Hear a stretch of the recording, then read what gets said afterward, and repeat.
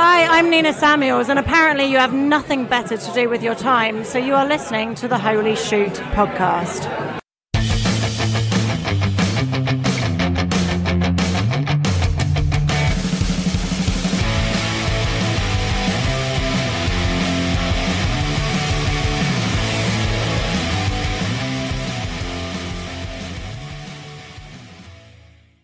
God damn and good day, Holy Shooters.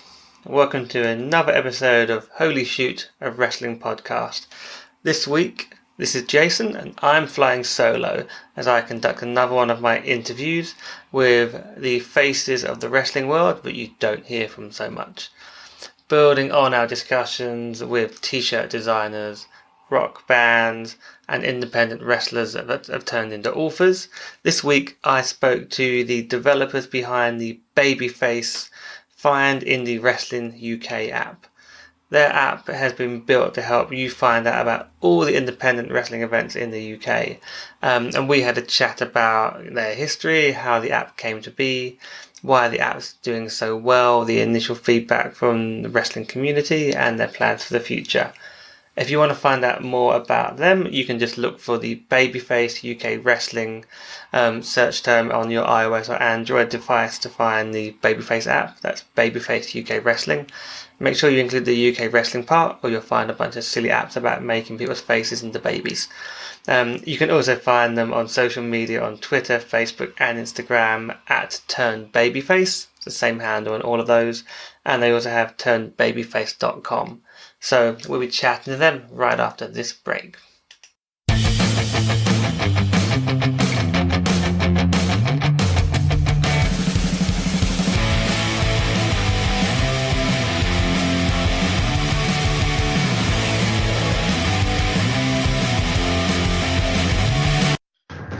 Welcome back to the show. In this segment, this is one of Jason interviews interesting people kind of things. So today I am joined by Darren and Joe from the Babyface Wrestling app. Guys, how in the blue hell are you doing? Yeah, good. Thank you. Thanks. Yeah, good. Very good. Nice to be on your show. Yeah, cheers. Thanks. Good to have you here. So we are here today to talk about the Babyface Wrestling app that you guys have been working on. I guess preamble on this would be that it's a new app to find wrestling events in your area in the UK. What I like about it is that you can find things from Rev Pro and Eve, but you can also find like Battle Pro and Attack, and you can search by wrestler and so on. So it's quite a cool thing. But I guess before we go too much into your app, it'd be good just to have a little bit of what do you both do for it?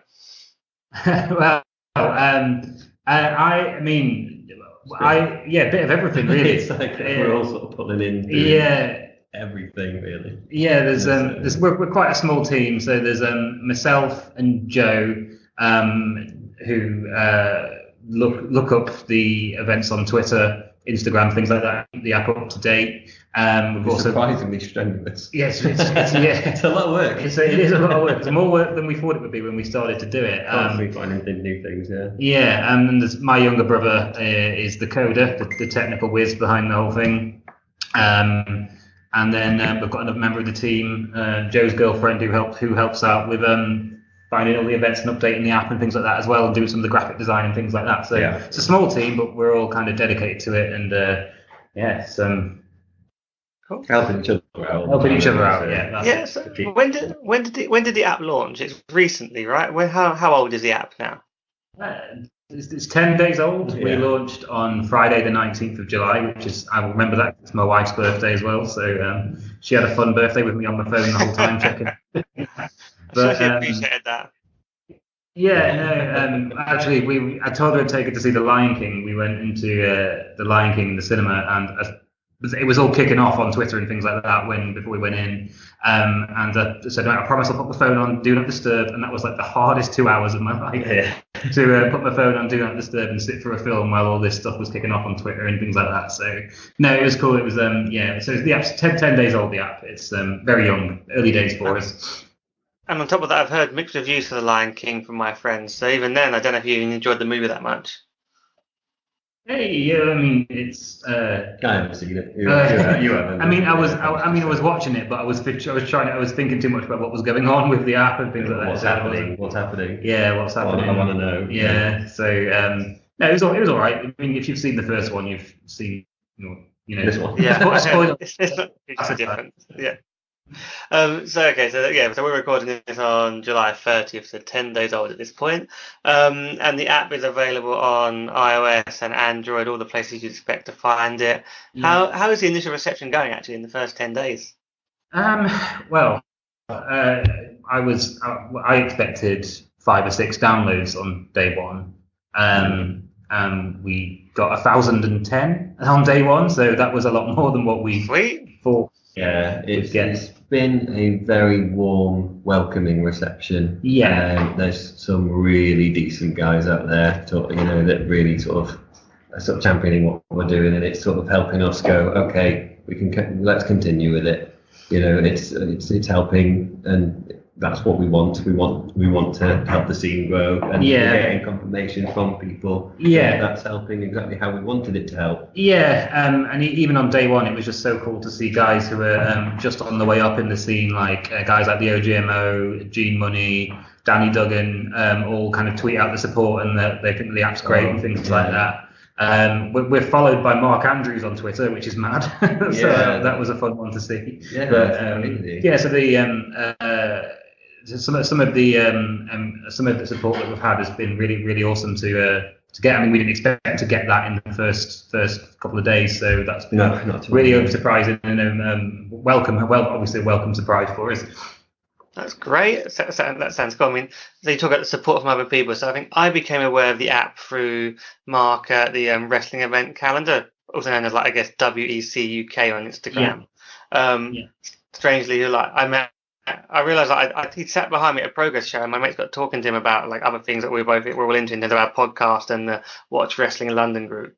And I didn't realise who he was until afterwards. And then I'm looking at his Instagram account, going, "Oh, dude, you must have been sat right behind me." And then he's like, "Mate, I was talking to you during the event."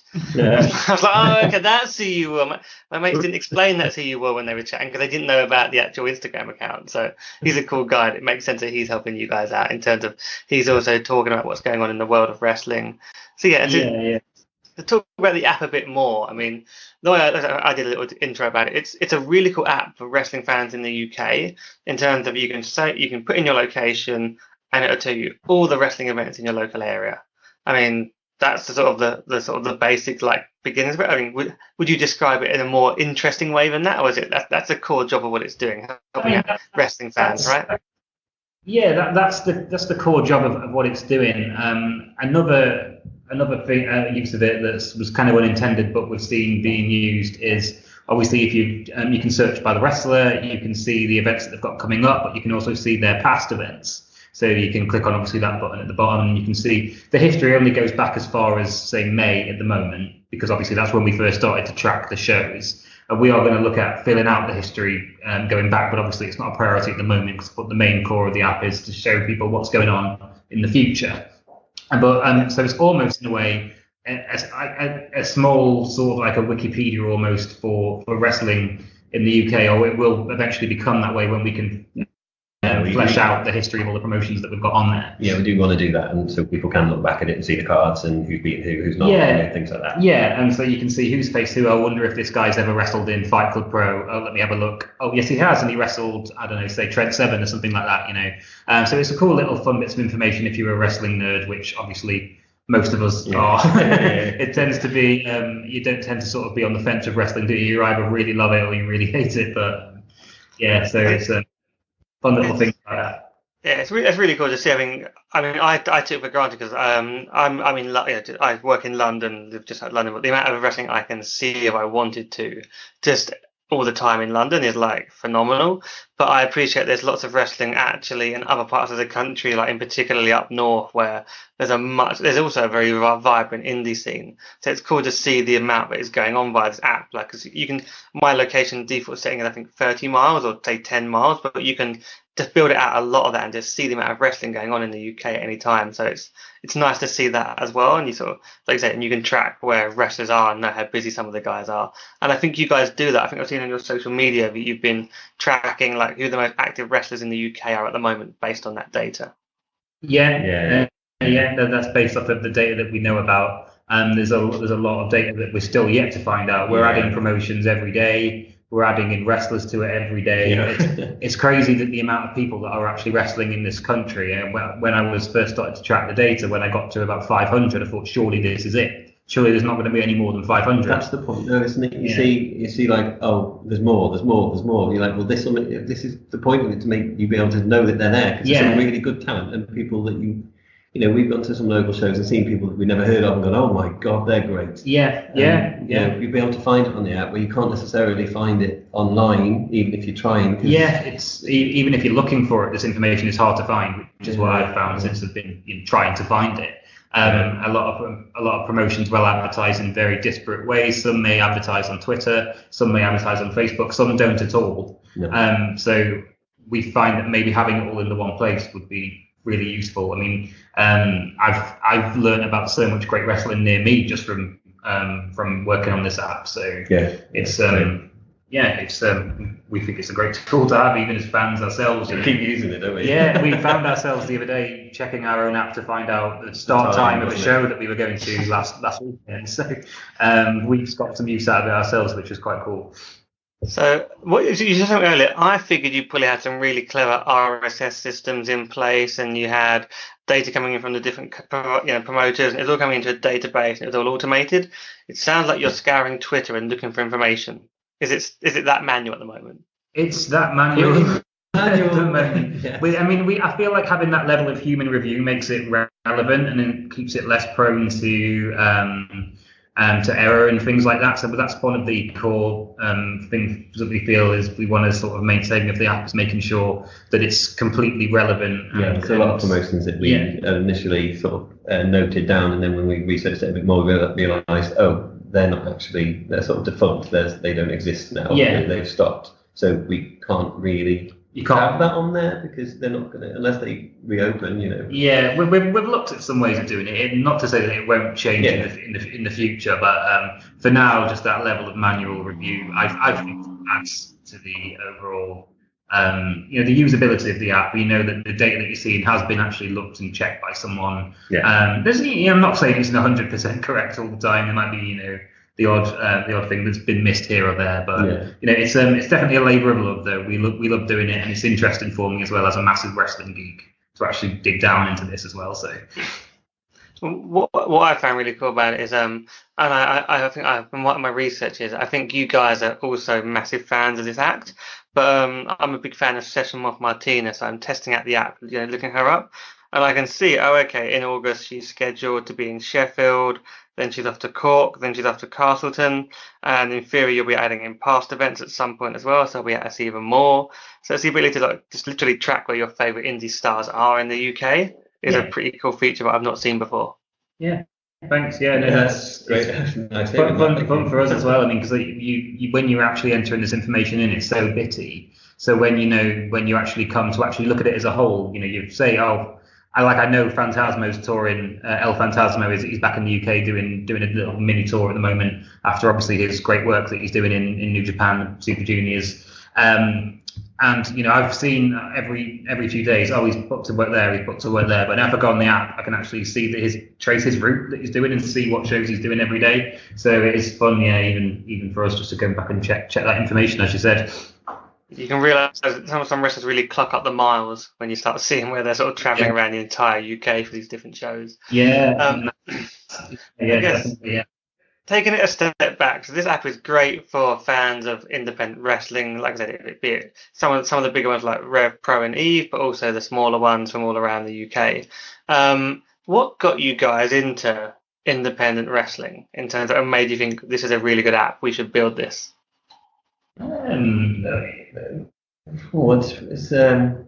Well, I mean, obviously, I think most wrestling fans will start with WWE. That's where we all came from. I started watching wrestling in my teens in the late 90s and stuck with it and never.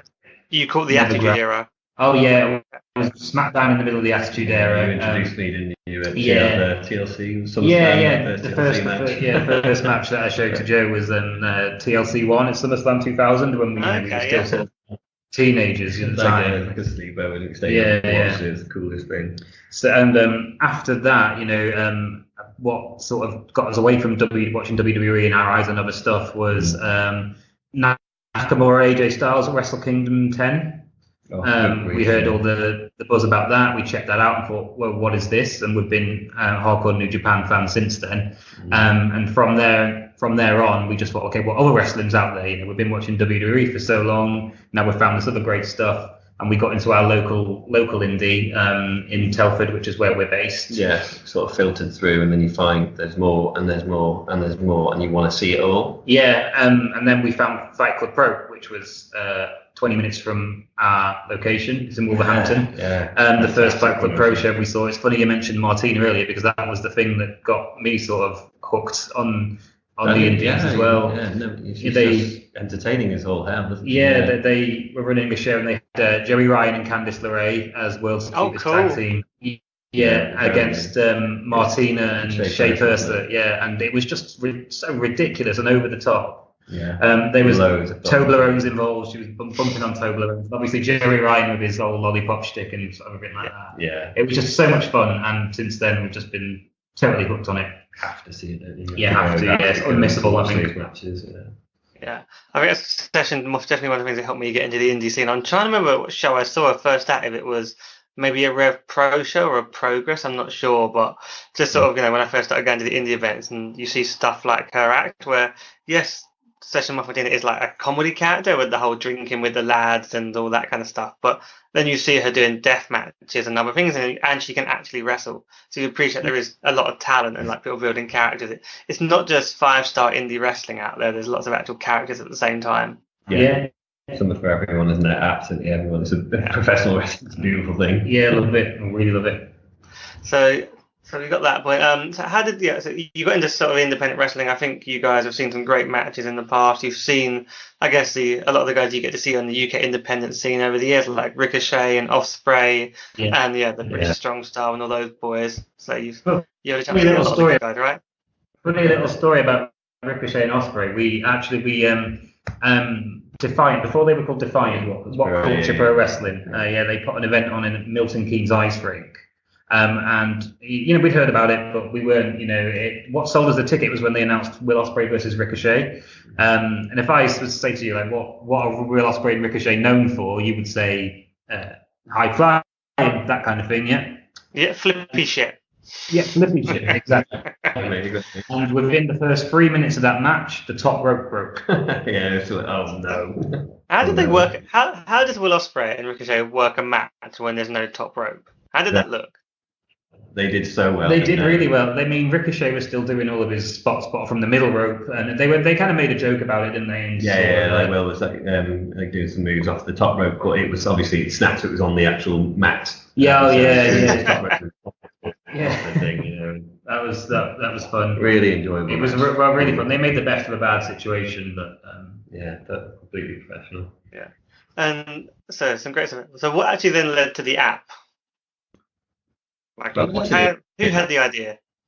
Well, I was watching Progress Hello Wembley, and I jump ahead. I was sort of scouting through Twitter one day, and there was a Nick Jackson had sort of tweeted a poster of their dates, and I saw Wolverhampton, UK. And I thought, oh my god, the Young Bucks are going to be in Wolverhampton, like 15 minutes down the road. I have to go to this. Then I researched it a bit more and found out they were against British Strong Style. Thought, oh my god, we have to go to this. Went to buy tickets, and they were sold out because Nick Jackson only posted this sort of a bit too late. Too late. After I've tickets seen had it been on sale. later. Yeah. Kenny Omega as well. It was Kenny Omega and the Bucks. Versus British Strong Style, and we only found this out after it sold out. Yeah, so we just thinking about it, and we wish we had something. And I just thought one day, well, why couldn't we have knowing about that match. I'm so bitter we didn't go. I mean, that match must have been amazing at the time. But imagine that now as well, just sort of finding out about those guys. Absolutely mental. It would be crazy, but just thought if we had more notified that was happening, if you could follow those wrestlers and that you want to see, and they're in your area, and then we looked around, there wasn't anything. So that's sort of it. So let's make one. That spot the thing. We just made an app that we wanted to have. We want to use it ourselves. And how did the app develop? I mean, you said it's been out for 10 days at this point. How much work's gone into getting this in shape? A lot. A lot. It's hard work. So we're all sort of working as well. So we've got to do it around like jobs, etc. The real world gets in the way of wrestling, doesn't it? It's very annoying. It's completely a passion project. Do you know what I mean? And so we want to make it work. And we think it can. So we just keep going, don't we? Just keep going. Yeah, it's a lot of work. That's the motto. Just get the work done. Hopefully, when we're helping, we even saw on Twitter today someone say, hello, this promotion called In and Out Wrestling. Hello, In Out Wrestling. I'm coming to your next show. And you've got the Babyface guys to thank because I found you through their app. And that was like, we're really that's what we want to see. Yeah, that's cool. That's the goal. That's what makes it worthwhile doing that. It makes it to go keep it going. Helps someone find cool wrestling. Yeah, exactly. Yeah, that's what we want to do. So, I say I love the app. I'm advising everyone that if you're a wrestling fan in the UK, you should really be just downloading this app. It's a pretty small app as well. It's not going to take much to download it and have something in your pocket to tell you. Maybe you've got a free weekend coming up when you're not even realizing that there's a great indie show near you, and you'll just find it so quickly. It's definitely worth getting. But are you going to try and make this even bigger? Can you imagine worldwide Babyface app? How much work would that be for you? Probably impossible. We've had a few people on Reddit ask, "Is it coming to the US?" I was thinking, okay, it's been out in the UK for 10 days. Maybe let's not get ahead of ourselves there. It depends if we had the team. If there was a team of people in the US who were willing to help with the research and help maintain that database, and there's no reason why we couldn't just add US shows in there and people in the US could download it and see it. It's exactly the same bit of code that would make that work as it makes it work in the UK. All we need to do is just add those shows to it. But again, it's something that we would think about. Maybe it's it's early days, isn't it? Yet to see where it's going to go. So fingers crossed we can do that. That would be great. That'd be amazing. Mm-hmm. Yeah. And hopefully you'll get more wrestlers tweeting this out and companies tweeting this out for you, so it actually becomes like it feels very much like a community project where all the independent guys and companies should be embracing this as a great, almost like at the moment it's free. If you get big enough, you can start charging money. But at the moment, it's a passion project for free, and they should be getting involved. Yeah. Sort of work with people. Exactly. Like I said about a community project, that's what this is what we want at the moment. Yeah, and I feel like in some ways the UK wrestling scene is one big community. Everybody's friendly. Everyone wants to help each other out at shows. And if you'll get guys who say, "Oh, I want to go to this show, but I've got no one to go with," oftentimes you'll see people on the UK scene reaching out and saying, "No, so we feel like it's one big community anyway." So it only makes sense that there was sort of, some kind of app like ours to help bring it all together. It makes total sense. I mean, I'm not going to do all the details of it, but I co-run Watch Wrestling London, which is a similar kind of like what you just talked about. And the original idea is that we get put together on a Monday night to watch like the WWE show. So we'll be doing SummerSlam, but it's for people that can't stay up all night watching it because they've got jobs and things like that. You can't stay up all night Sunday. So we do that on a Monday. And we just put it on a Monday night, and you get wrestling fans together. And the amount of people that turn up on their own, and then they become regulars, just because they're like, "Oh, I didn't realize until now there was people I could watch wrestling with." Just as simple as that. And we've evolved that to go into live shows. The various UK companies where previously, I would have never had the chance to go to this before this community built up, and finding people that I can meet up with them beforehand for a drink and then go watch the wrestling with. And it's a real community fit ethos there, and it's great. When you see other people doing the same kind of thing, and just everyone's trying to enjoy it together. there's not generally a huge amount of attitude when it comes to the independent wrestling scene. People are generally all in it together and just looking for people that they can share their passion with, which is what this app hopefully is going to help people do. Fingers crossed. We hope so. Yeah, we've got some new features planned in the works as well, which we hope will make it even easier for people to keep track of things and to, without saying too much, find other people to come to an event if you don't have someone to come to an event with you and things like that. So great features. We've got some plans for it, and the next update should be rolled out very soon. Yeah. And we've got some features on there we're really excited about. So maybe it's already out when this podcast goes out. Could be. So definitely check that out if that is the case. But if it's not, it should only be sort of in the next few days. So yeah. And I want to sort of talk about some G1 highlights like in a little bit, but before we do like a general wrestling chat, just to sort of close things off, how can people find out about the app? And follow you on social media? What are the handles? What do people need to know? You follow us on Twitter at Turn Babyface. That's the Twitter handle. I think that's the handle for all of it, actually, isn't it? It's the same handle. Yeah, so Facebook, Instagram, Twitter, we're Turn Babyface for all of them. Yeah, got a YouTube channel as well that's sort of new. Yeah, we've got a couple of videos on a YouTube channel, which is I think again is the same handle. I would have to check. It probably is. Yeah, probably a similar one. So that's how you can keep on top of things. We our whole. I mean, as I said, we're not like a professional company or anything like that. So our marketing purely is mainly social media. We're not, you're not going to find us running massive ad campaigns or anything like that. It's just purely a thing by fans for fans. So following us on social media is the best way to keep up with that. The traction that we did get when we launched was purely from it being shared in the scene as well. So thank you everybody who has downloaded it or shared it. It's been crazy to see that happen. Like I said before, we only expected to get 5 or 6 downloads. So social is definitely the way to keep on top of things. Cool. And I would advise, but I know when you're looking for the app, you have to be careful when you're looking for Babyface apps on Android at least. There's lots of stupid Babyface photo filters. So make sure you're looking for Babyface Wrestling to narrow that down, and it's pretty easy to find that way. Yeah, that's we saw that. Maybe in retrospect, that was a bad branding choice. Like I was telling my wife about the branding, she's never she's not a wrestling fan, and she said, so it's called Babyface, and she's like, why are you making an app about babies' faces? I'm like, no, it's not the wrestling one.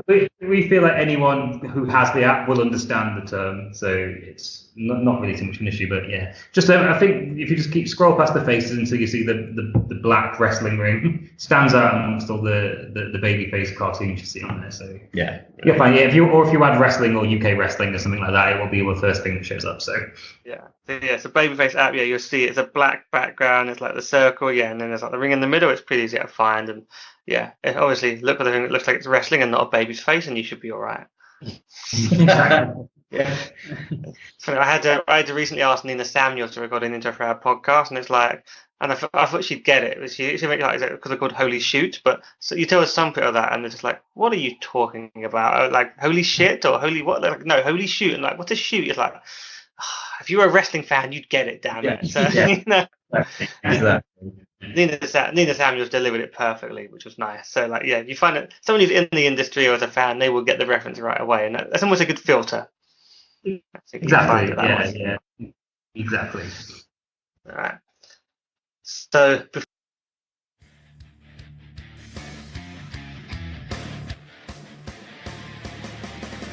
This podcast is affiliated with the WWL Meetup Group.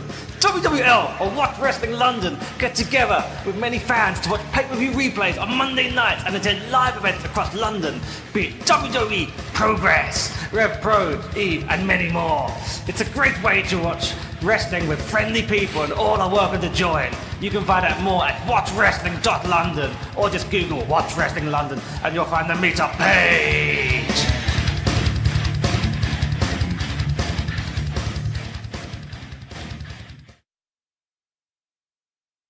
Before I let Darren and Joe go, though, I want a quick thoughts on the G1, which is partly because the amount of guys. When I watched it today, So I had a sneaky break at work. I actually had 20 minutes to watch a bit of G1, and I got to see Will Ospreay v Zack Sabre Jr. And it just made me think, oh, these are guys that I know Will Ospreay's not someone in the independent scene now, but they made their names on the UK independent scene. You'll still be able to look up Zack Sabre Jr. and some of these guys from New Japan occasionally come over. So it made me think, oh, I should ask you guys, if you're watching G1, what's blown you away and who you think is going to win the whole thing? I mean, I've been trying my best. Any spare hour that I've got from doing the app, I'm watching the G1 at the minute because it's on. Obviously, it's if you're a wrestling fan and you're not watching the G1, what are you doing? Yeah. It's a lot of wrestling, though, isn't it? It's hard to keep up with all of it. I don't think you can. I mean, I'll try and watch the undercard tags as well, but sometimes I just got to skip past. Yeah, sometimes I've just got to go straight to the block matches. I think you ask this question to anyone, they're going to say Will Ospreay's having the run of his career right now. His matches in the G1 have been beyond outstanding. His match with Kota Ibushi, his match with Okada, both have blown me away. Even his match with Lance Archer on the first night was just, Oh, God, yeah. Wow. Where did that come from? Everyone looked at Lance Archer and went, oh, he can work. Yeah, That's it, isn't it? Yeah. And Moxley as well in the G1. That's the kind of thing that you just have to just remind yourself that that is what you're treated watching. us, haven't they, in the G1? Yeah. Really, really treated everyone. I think they're very contrasting guys, right? Ospreay's amazing. I mean, I think Block A is better, but Block B, Moxley's having an amazing run as well, showing a very different brawler style to everyone else you're seeing around. Did you catch his match with Ishii? Yes, yeah, that was like. I'm not a fan of like just over the top like brawling, stand up brawling normally, unless it's done really well, like Moxley and like Ishii do it. It's not just that you know they can work at the same time and they layer it up rather than just be I'm gonna throw you around the ring and put you through a table. There's so much more to it with those guys. It felt wild watching the match, those two together. It was like the way they were just when they were on the floor and just headbutting each other non-stop, and I think, oh geez, have you not seen the Shibata match? Be careful, guys. Be careful. I've had a brief exchange with Ishii when he was at a York Hall show for Rev Pro, and my mate is a massive New Japan fan, and he was too scared to go up to Ishii and actually talk to him. He just was staring at him like frozen on the spot. So I had to go up to him and like this is like before like the intermission even started, and just try and talk to him and say, "Hey, my friend, can I have a picture with you?" And he's just like, £5, £5. That's all he would say to me, and I was like, okay, fair enough. I will basically hold my mate's hand and bring him over to meet you, because there are some guys that consider him to be such a legend, but he has that effect. Yeah. I mean, he looks like he's going to bite you or something, doesn't he? He's I was less cleared up on who he was. So I was like, I'll just go chat to the guy, and it's like, oh, he's a mad, like crazy man. What are you doing? Head off, yeah. Robert Hinman Suzuki, maybe. yeah, maybe. So who do you think is going to like be in the final of the G1? I think Okada. It's looking like it's going to be Okada Mox in the final at the minute.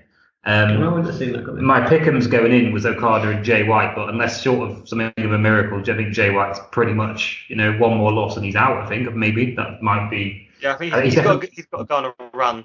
Yeah, but I mean, look at it. Mox is on 10. Okada's on 12 as of time of recording. So I mean, looking at it, that would be the thing. But I'm thinking perhaps maybe Kenta might win the A block.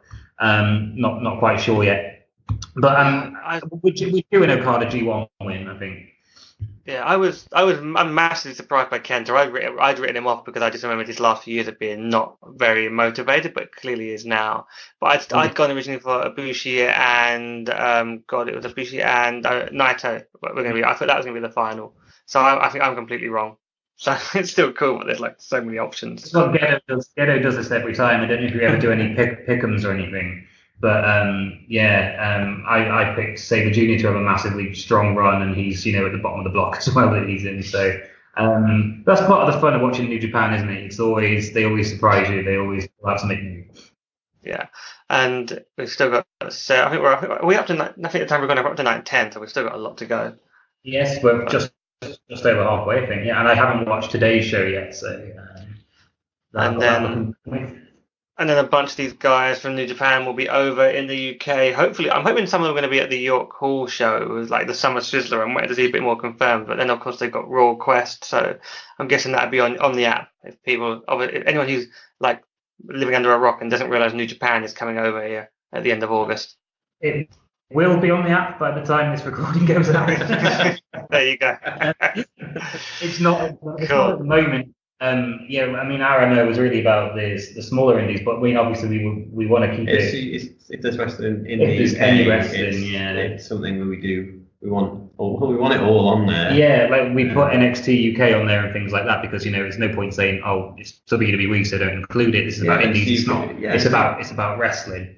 I think they're running the same night as well as New Japan, aren't they? They've got their Cardiff show the same night. Yeah, as, it's a busy night. Well, I think I've got some people are going to Raw Quest, then they're going to the Hooked On live events for AEW to watch that live, and they've got to find time to watch the NXT Cardiff show as well. Yeah, I mean we're going to Wrestling Resurgence in Leicester that night as well. They've got a cracking card on the 31st. Really looking forward to that show. It's like the night that wrestling peaked in the UK, it sounds like, in terms of the amount of things going on. So much going on, yeah. And I'm saying we'll be leaving that and going straight to watch Double or Nothing. That's not Double or Nothing, is it? All Out. No, All Out, yeah. All Out. It's going to be a great night, great night for wrestling. Yeah, I haven't quite worked out what I'm doing yet. I thought I can go and see the York Hall show for Summer Sizzler because that's right after work, near where I work, quite convenient. I was like, oh man, I'd love to see New Japan, but then I've got to come back into London, and then before you know it, I'm staying up to watch AEW, and it's like at some point you have to sleep. It becomes a bit hard to do. It'll be good though. Good. It'll be good. It'll be a good night. Well, no matter what you're doing wrestling that night, you're going to have a great time. So that's the. And that's what it's about. It's about having fun watching wrestling. Cool. All right. Thank you, guys. It's been great chatting to you both. Best of luck with the app going forward. Obviously, we'll be talking to people about it, telling our friends about it, encouraging people to tweet about it.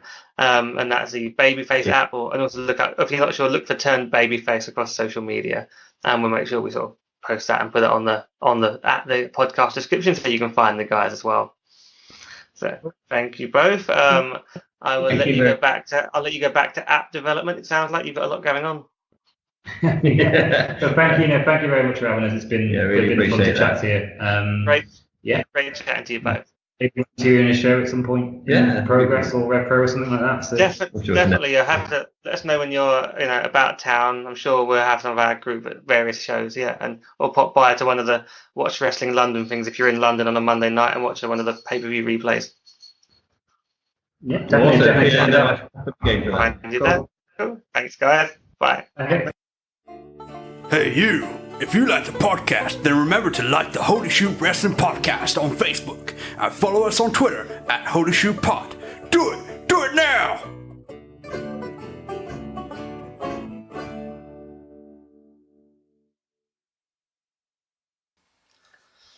Join us next week when I'm sure we will see the return of a combination of Chen, Sam, Brod and Chris. Who knows who will be my mystery partner, but we'll be talking about all the fun in this crazy world of professional wrestling.